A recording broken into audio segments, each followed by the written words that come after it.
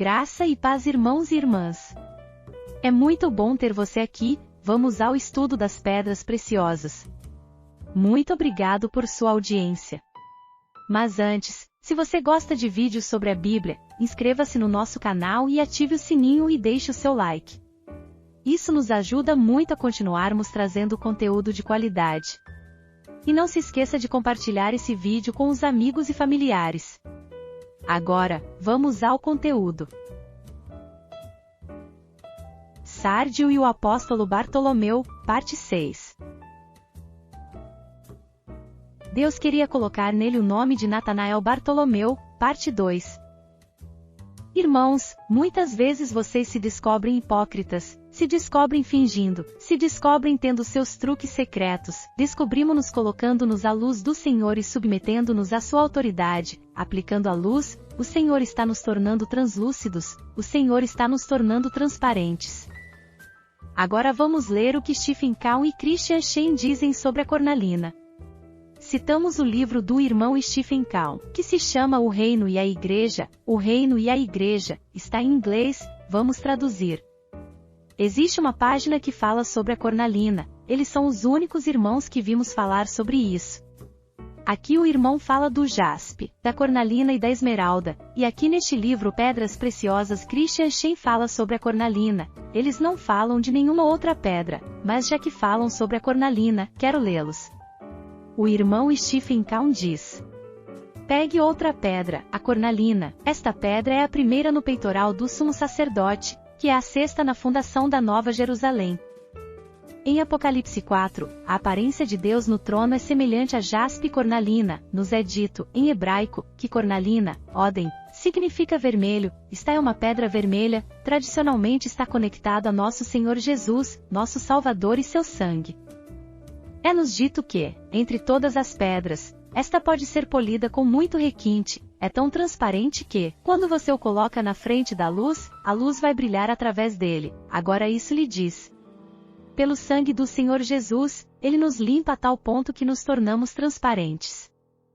A vida de nosso Senhor Jesus na terra foi transparente, nele não havia opacidade, nem antes nem atrás, ele era apenas um homem para os homens e para si mesmo. Nosso Senhor Jesus foi transparente, ele não tinha nada escondido, esse é o aspecto de seu caráter que precisa ser edificado em nós. Quão opacos somos nós, vasos terrenos. Não podemos nos tornar transparentes. Brincamos para ser atores no mundo e até na igreja também atuamos, não somos reais, não somos transparentes. Como precisamos do Espírito Santo para nos convencer e remover de nós toda a opacidade e escuridão que temos.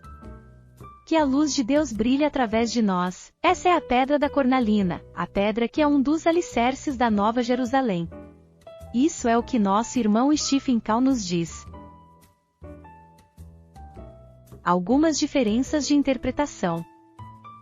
O irmão Christian Shane também falou aqui neste livro, Pedras Preciosas, sobre a cornalina. Ele não entrou em nenhuma outra pedra, mas apenas a da cornalina. Embora a formação da cornalina, ele aplicou às outras, ele se concentrou na cornalina. Há uma pequena e mínima diferença que tenho com o irmão Christian Shane na interpretação da provisão, mas ainda vamos ler como ele a diz. Ele arruma as pedras em uma ordem diferente daquela que apresentamos. Apresentamos a ordem em que aparecem no peitoral, e porque Deus também havia dito que era por ordem de nascimento, ele os apresenta em uma ordem diferente, porque no tabernáculo do deserto, havia 3 tribos ao norte, 3 tribos ao sul, 3 tribos ao leste e 3 tribos ao oeste. A primeira tribo que estava ao leste era a de Judá, no deserto, mas em Ezequiel esse arranjo varia. Portanto, Christian Shane não conta as pedras na ordem de nascimento dos filhos, mas na ordem do arranjo ao redor do tabernáculo, só que nessa disposição Levi não aparece e 2 dos filhos de José aparecem, que foram os que Jacó tirou de José. Manassés e Efraim aparecem, Levi não aparece, portanto, não tomamos a mesma ordem que ele toma, visto que os 12 filhos não aparecem nesse arranjo, e o que o Senhor disse não é levado em consideração, que era na ordem de nascimento, mas, essas são coisas menores. Em qualquer caso, o importante é o sentido espiritual. Então vou traduzir para você o que o irmão Christian Shane disse. Este trabalho está em português, e também vou tentar traduzi-lo para o espanhol. O irmão Christian Shane diz: A primeira pedra encontrada no peitoral do sumo sacerdote é chamada de cornalina e representa Judá. O acampamento de Judá fica no leste, e a Bíblia diz que está no leste, onde o sol nasce. Com esse fato em mente, podemos encontrar melhor a visão que Deus deseja nos ensinar por meio da cornalina. Em primeiro lugar, o que é cornalina? Como a pedra cornalina é formada? Você sabe que Judá era muito imoral. Na genealogia de Cristo, vemos que Judá obteve seu filho por meio de Tamar. Mas quem era Tamar? Tamar era sua nora. Você conhece essa história. Da carne você não pode esperar nada melhor do que isso. Mas graças a Deus, Deus realmente transformou Judá. O próprio Senhor Jesus desce da tribo de Judá. Isso significa graça, perdão. Após a transformação que Deus operou na vida de uma pessoa como Judá, o Messias vem da linhagem de Judá. Por isso Deus deve ser louvado. Quando você está sendo transformado em uma cornalina, Deus deve ser louvado. Por esta razão, Judá significa louvor, louvor, dele é ser louvado. A cor original dessa gema é marrom. É uma cor muito rica, é como uma cor translúcida. Através dessa pedra você pode olhar para o sol. Naturalmente você não pode olhar diretamente para o sol, mas como essa pedra é translúcida, você pode olhar para o sol através dela. Se você comparar a primeira pedra do Antigo Testamento e a primeira pedra do Novo Testamento, verá a diferença. No Antigo Testamento, a primeira pedra era translúcida. Isso significa que era semi-transparente. No Novo Testamento, entretanto, a primeira pedra é transparente. De acordo com Paulo, a glória do Novo Testamento é muito maior do que no Antigo Testamento. Somos transformados ao olhar para o sol, mais do que eles. A cor original da cornalina é marrom e Judá estava no leste, a direção onde o sol nasce. A cornalina representa Judá. Mas, irmãos, qual é o personagem? Qual é a personalidade da cornalina? Quando ele está sob a luz do sol, sua cor começa a mudar de marrom para vermelho. Irmãos, isso significa que a glória se torna maior quando nosso rosto está na direção do nascer do sol. Nosso Cristo é o sol da justiça. Mesmo quando somos transformados em uma pedra preciosa, precisamos continuar olhando para ele, e quando estamos sob esta luz que vem dele, nós enfeitamos muito mais gloriosos. A cornalina vermelha é muito mais preciosa do que a cornalina marrom. Essa cor vermelha pode ser vista enquanto a pedra está sob os raios do sol, exposta aos raios do sol. Graças a Deus, na verdade é Judá, e foi por meio de Judá que o Messias veio ao mundo. Por que essa tribo é tão gloriosa? Por que nos lembramos da tribo de Judá? Porque o sol da justiça vem de Judá, o Messias veio daquela tribo, por isso descobrimos que esta tribo é a mais gloriosa. Em Judá, no início, a cor era marrom, mas por causa de Cristo a cor agora fica vermelha, é muito mais precioso. Cornalina, feita de silício, multidão com areia na praia do mar. Como você consegue a cornalina? O que é cornalina? Qual é o material com o qual a cornalina é feita? Se você analisar a cornalina em laboratório, descobrirá que ela é feita do material silício. Devemos lembrar que na crosta terrestre existem alguns elementos mais abundantes que outros. Todos esses elementos são encontrados em todos os lugares. Um deles é oxigênio, outro é silício. Então, quando o oxigênio e o silício se combinam, você obtém o quartzo.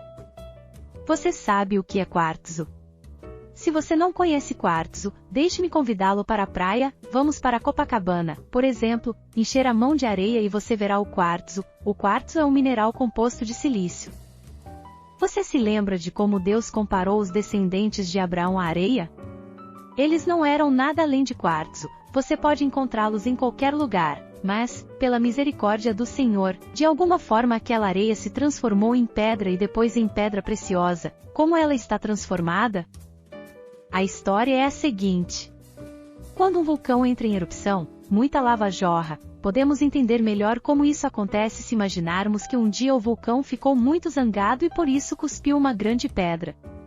Aquela pedra que foi rejeitada veio de uma temperatura muito alta, muito quente.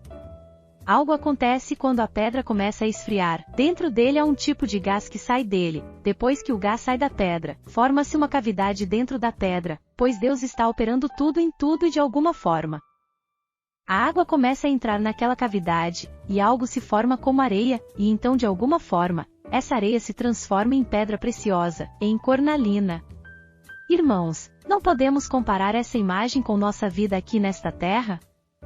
Este mundo é como um grande vulcão, por isso Jesus disse: não ameis o mundo odiava Jesus, e por isso, eles também nos odeiam. Ser rejeitado pelo mundo é uma coisa natural. O que é ser um discípulo? Ser discípulo significa fazer parte de um grupo de pessoas rejeitadas pelo mundo. Essas pessoas foram expulsas do vulcão, graças a Deus que são chamados com a esperança de um chamado, que pela obra do Espírito Santo, pelo fogo e pela água se transformam. Acho essa ilustração muito fofa. Passamos pela água e pelo fogo e, finalmente, forma-se a cornalina. Se conhecêssemos o processo pelo qual essas pedras são formadas, poderíamos saber como um verme se transforma em borboleta. Depois que essa transformação ocorrer, Deus pode habitar no meio de seu povo. Podemos ver que em todo esse processo, em toda aquela história de Romanos 12, 1 e 2, o Senhor pode falar aos nossos corações, e podemos ver como essa ilustração é linda e bela. Infelizmente não podemos estudar o processo de formação das outras pedras, mas vamos dar-lhe algumas sugestões. Se você quiser continuar este estudo, acho que a melhor coisa a fazer antes de estudar as outras pedras é estudar o completo História das Pedras, Filhos de Jacó e também estudar a história das tribos de Israel. Para isso, você precisará de toda a Bíblia, então, tendo esse conhecimento básico, você estará em posição de estudar essas pedras preciosas. Depois de descobrir o caráter dessas pedras preciosas, depois de saber qual é sua cor, quais são suas características, então você pode compará-las com a história dos filhos de Jacó. Você também será capaz de se ver nos filhos de Jacó. A cornalina aparece como o número 6 dos alicerces do Apocalipse, onde está escrito o número 6 dos apóstolos. Natanael Bartolomeu, o sexto mês é o mês de Elu, que corresponde ao número 6, em termos de apóstolos, em termos de pedras e em termos de meses. O mês de Elu vai da segunda quinzena de agosto à primeira quinzena de setembro. Esse é o mês cósmico e bíblico que é o sexto mês, cujo nome é Elu, e corresponde à cornalina. Obrigado por assistir até aqui. Chegamos ao fim do estudo sobre a pedra preciosa sárdio. Não percam os próximos vídeos. Graça e paz, irmãos e irmãs.